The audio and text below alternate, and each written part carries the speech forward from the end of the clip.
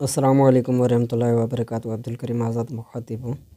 آج آپ دوستوں کی خدمت میں ایک ایسے مرض کے متعلق بات کریں گے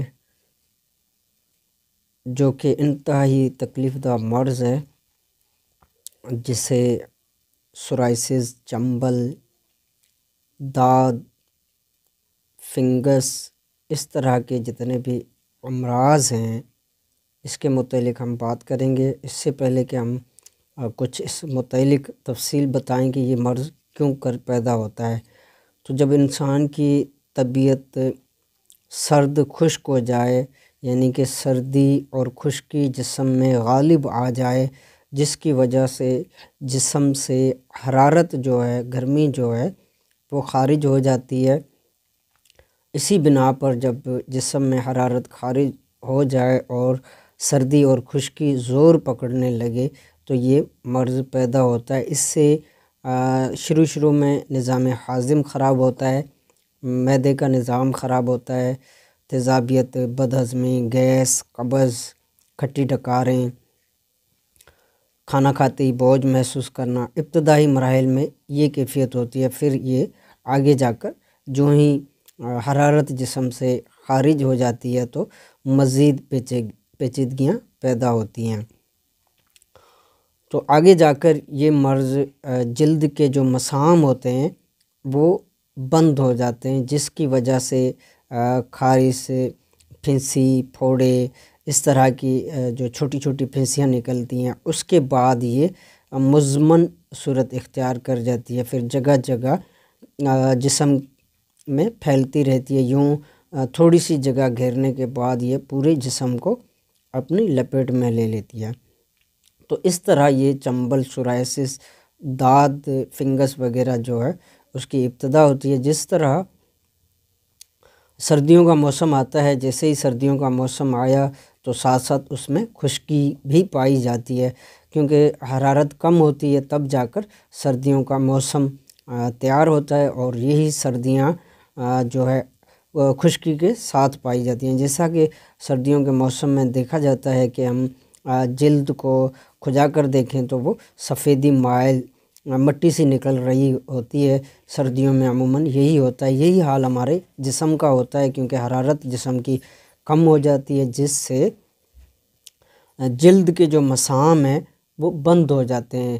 جلد کے مسام بند ہونے سے پسینے کا اخراج وغیرہ بند ہو جاتا ہے، اور جو ہی پسینے کا اخراج بند ہوتا ہے تو وہاں پر چھوٹی چھوٹی پھنسیاں، خارش، پہلے خشک خارش، پھر کھجاتے کھجاتے وہاں ہلکے پھلکے زخم بھی بن جاتے ہیں، جس سے خون بھی نکلتا ہے، تو یہاں پہ چھوٹی چھوٹی پھنسیاں نکلنا شروع ہو جاتی ہیں، جیسے کہ داد میں عموماً دیکھا جاتا ہے۔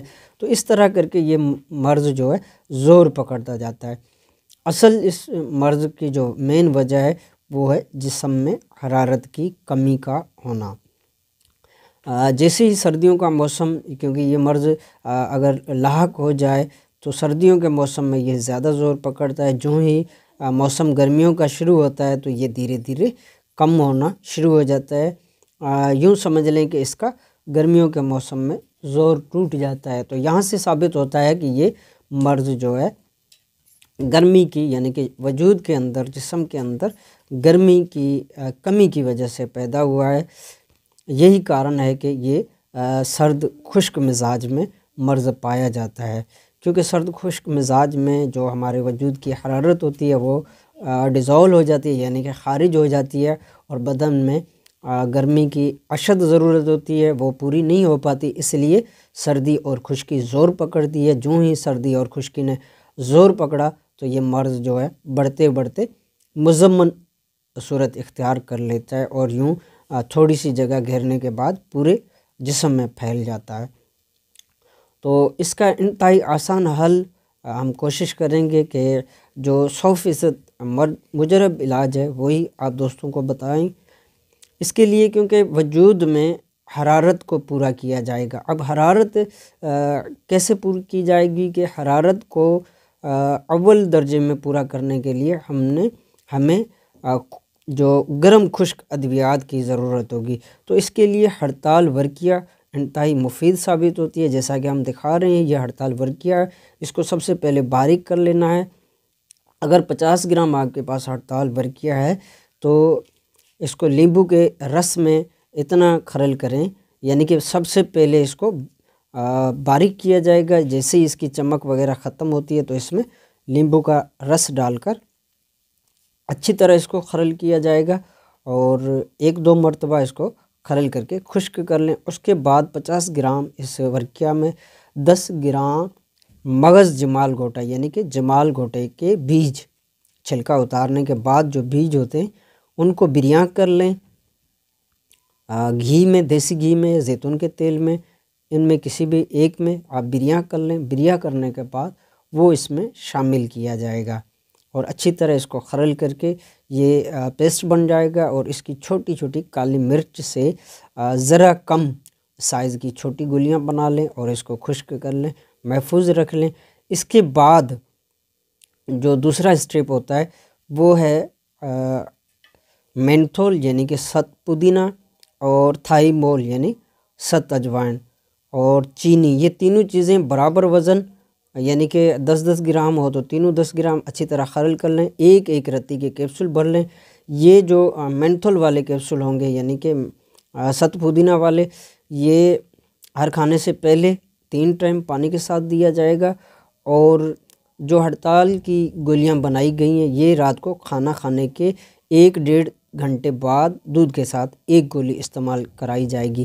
تو اس طرح انشاءاللہ عزوجل جو جسم میں حرارت ہے، نظام ہضم کی خرابی ہے، اور تیزابیت، گیس، بدہضمی، قبض وغیرہ ہے، وہ سیٹ ہونا یعنی کہ درست ہونا شروع ہوگی، اور جسم کو حرارت ملنا شروع ہو جائے گی۔ اس طرح جسم میں حرارت اسٹور ہونا شروع ہو جائے گی، اور یہ مرض جیسے ہی حرارت جسم میں بڑھنا شروع ہوگی تو یہ مرض دھیرے دھیرے ختم ہونا شروع ہو جائے گا۔ اس کے علاوہ جب بھی اس طرح کا مریض نہائے تو اس میں کچھ مٹھی بھر گلاب کے پھولوں کی پکڑیاں ڈال کر پانی گرم کر کے اس سے نہایا جائے، اور اگر ہاتھ منہ دھونا ہو تو بھی گرم پانی، کیونکہ سردیوں کا موسم ہے، ظاہر ہے گرم پانی ہی استعمال ہوگا، تو یا عرق گلاب اس گرم پانی میں ڈال دیں، یا پھر کچھ گلاب کی پنکھڑیاں ڈال دیں اور اس کو گرم کر کے اس سے ہاتھ منہ دھویا کریں، اور کچھ مقدار میں عرق گلاب اچھی کمپنی کا اور اس کے برابر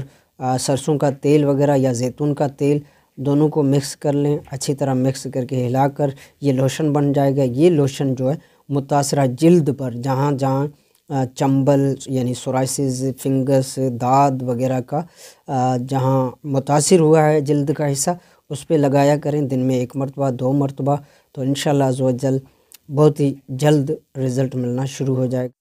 پرہیز کے طور پہ آلو، بینگن اور گوبھی، اس طرح کی جو بادی چیزیں ہیں، چاول ہو گیا، چاول کی روٹی ہو گئی، مکئی کی روٹی ہو گئی، بڑا گوشت، مچھلی، سرخ مرچ، اچار، چٹپٹی چیزیں، تلی ہوئی بھنی ہوئی جیسے سموسے، پکوڑے، اس طرح کی ساری چیزیں بند کرنی ہیں۔ آپ کی دعاؤں کا طالب عبدالکریم آزاد۔